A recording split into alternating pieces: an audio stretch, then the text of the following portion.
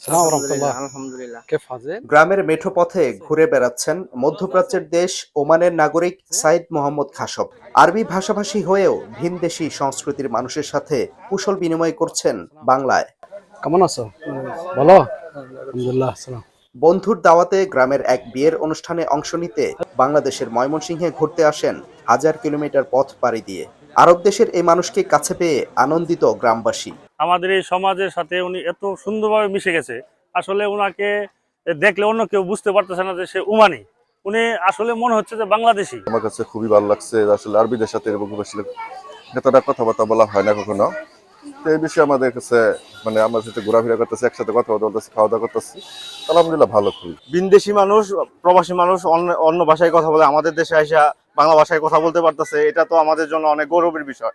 আমরা অনেক খুশি ওনাকে পেয়ে। উনি আসলে ওমান থেকে এসেছেন, সুদূর মধ্যপ্রাচ্যের একটি দেশ। বড় দেশ থেকে বাংলাদেশে তার বন্ধু দিদারুল ইসলাম তার দাওয়াতে বাংলাদেশের ময়মনসিংহ জেলার ফুলবাড়িয়া উপজেলার কুশমাইল নামক একটি গ্রামে একটা বিয়ের দাওয়াতে এসেছে।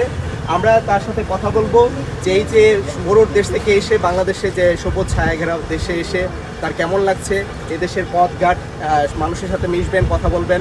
আমরা পুরোটা সময় তাদের সাথে থাকবো। গাড়িতে চড়ে স্টার নিউজের সাথে কথা হয় ওমানের এই নাগরিকের।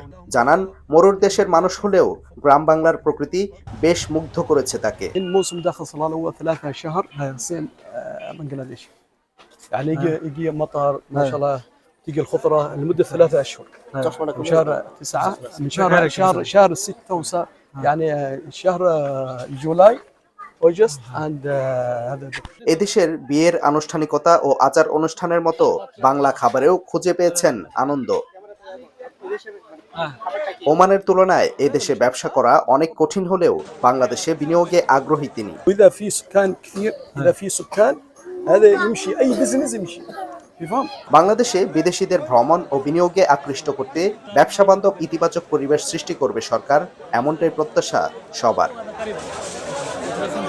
Sadiqur Rahman, star news, Mymensingh.